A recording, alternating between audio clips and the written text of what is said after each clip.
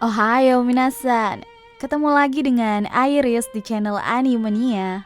Kali ini Iris pengen ngebahas kisah tentang salah satu anggota dari Straw Hat Pirates, yaitu Nico Robin. Nico Robin.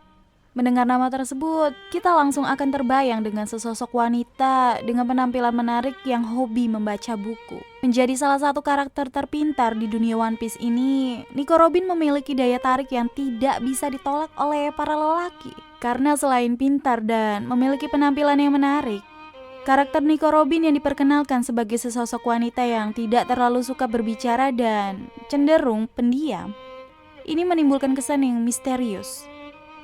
Ya, kesan misteriusnya tersebut akan membuat para lelaki menjadi semakin penasaran dengan karakter Nico Robin ini. Namun, meskipun terkesan sempurna, Nico Robin ini ternyata menyimpan masa lalu yang kelam. Lahir di Pulau Ohara, Robin kecil sudah ditinggal oleh orang tuanya sejak umur 2 tahun. Ya, bukan tanpa sebab memang. Ibu Robin yang seorang arkeolog memutuskan untuk melakukan perjalanan yang diminta oleh suaminya untuk mengungkap misteri dari abad kekosongan. Sedangkan ayahnya yang hingga saat ini belum pernah diperlihatkan selalu sukses membuat fans-fans One Piece di luar sana penasaran.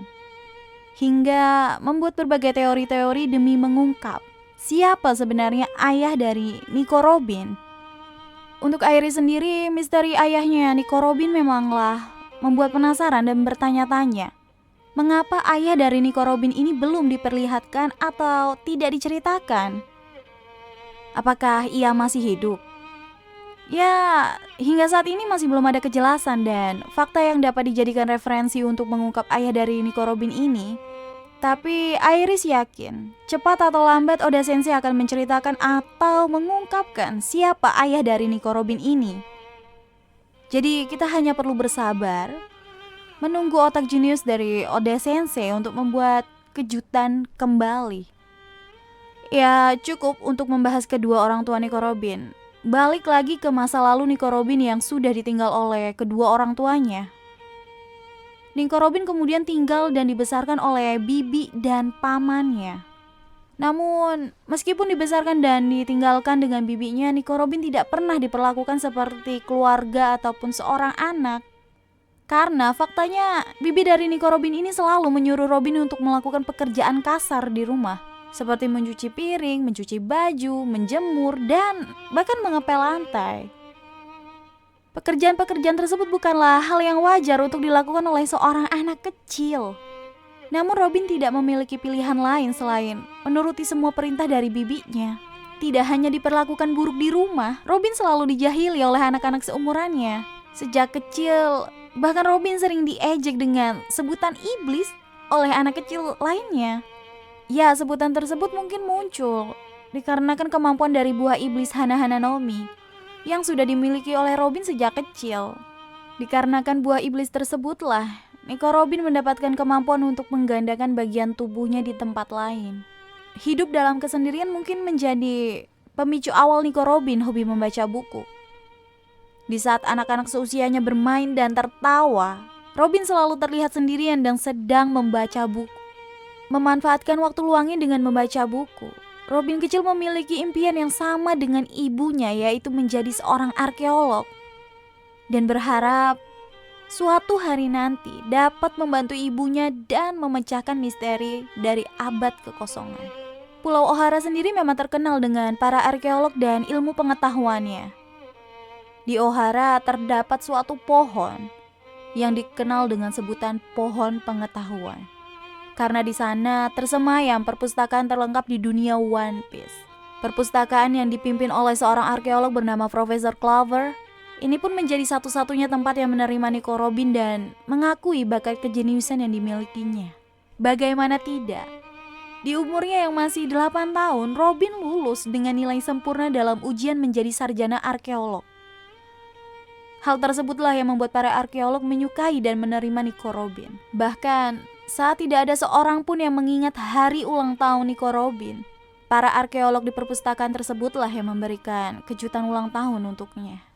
Terkesan sepele memang, hanyalah sebuah kejutan ulang tahun untuk seorang anak kecil. Namun hal tersebut bisa memberikan dampak yang sangat berarti untuk Nico Robin. Kejutan tersebut sukses mengisi kesedihan dan kesendirian yang dimiliki Nico Robin karena tidak pernah memiliki momen spesial dengan orang tua ataupun temannya. Namun sayangnya, karena ketahuan memata-matai penelitian super rahasia mengenai abad kekosongan yang dilakukan oleh Profesor Clover dan teman-temannya, membuat Nico Robin terusir dari satu-satunya tempat yang awalnya menerima kehadirannya. Bukan tanpa sebab, Profesor Clover melarang Robin mengikuti penelitian untuk mengungkap abad kekosongan didasari oleh rasa sayangnya ke Robin. Hal tersebut dikarenakan mengungkap abad kekosongan adalah sesuatu yang dilarang oleh pemerintah dunia dan siapa saja yang ketahuan melakukan hal tersebut akan dieksekusi mati. Sedih karena diusir dari perpustakaan, Robin pun kembali melakukan segala sesuatunya seorang diri kembali. Suatu hari, saat sedang berjalan di pinggir pantai, Robin menemukan seorang raksasa bernama Jaguar the Soul yang sekujur tubuhnya dipenuhi luka terdampar di pinggir pantai. Mendengar permintaan tolong dari Soul yang membutuhkan air, Robin pun membantunya. Berkat bantuan dari Robin, Soul pun merasa berhutang budi karena telah menyelamatkan hidupnya. Sejak saat itu, Soul pun bisa dikatakan menjadi teman pertama untuk Robin.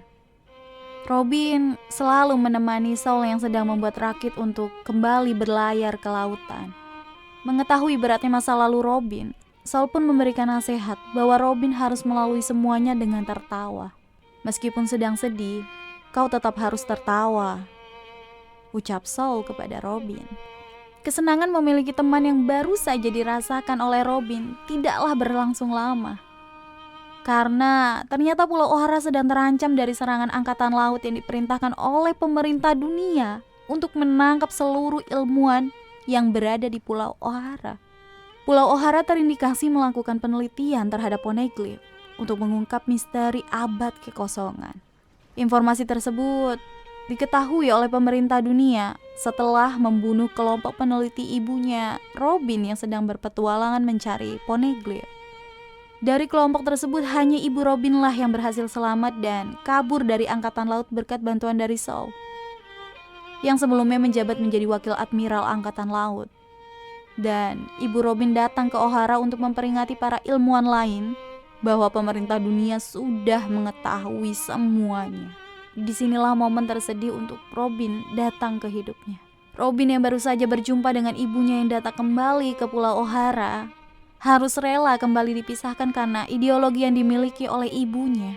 Ya, apapun alasan yang dimiliki oleh ibunya tidak akan dapat dimengerti oleh anak berusia 8 tahun. Meskipun anak tersebut seorang jenius, karena kejeniusan dan perasaan adalah dua hal yang berbeda. Bisa kita bayangkan bagaimana perasaan yang dialami Nico Robin yang sudah menahan kesendirian, kesedihan, dan memiliki mimpi berpetualang bersama dengan ibunya harus sirna karena semua panggilan yang dinamakan Buster Call. Panggilan tersebutlah yang membuat seluruh hal yang dimiliki oleh Robin menghilang, termasuk teman pertamanya, Soul, yang harus mengorbankan nyawanya demi menyelamatkan Robin. Robin yang tidak tahu harus pergi kemana dan tidak ingin lagi sendirian, diberikan kata-kata terakhir oleh Soul yang sangat menyentuh hati. Soul berteriak dengan lantang kepada Robin, "Tidak ada seorang pun di dunia ini yang ditakdirkan untuk hidup sendiri." Kata-kata itulah yang menggerakkan Robin untuk mau melarikan diri. Untuk menghormati apa yang diperjuangkan oleh Soul, Aokiji membantu membuatkan garis pada lautan yang akan membimbing Robin menuju suatu pulau. Sejak kejadian O'Hara tersebut, Nico Robin yang masih berusia 8 tahun mulai menjadi buronan dengan harga yang tidak masuk akal, yaitu 79 juta berry. Ya, Nico Robin sudah tidak memiliki siapa-siapa lagi.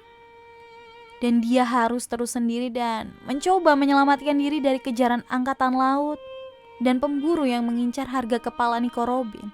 Wah, berat sekali kan apa yang harus dilakukan oleh Nico Robin yang masih 8 tahun dan harus survive sendiri.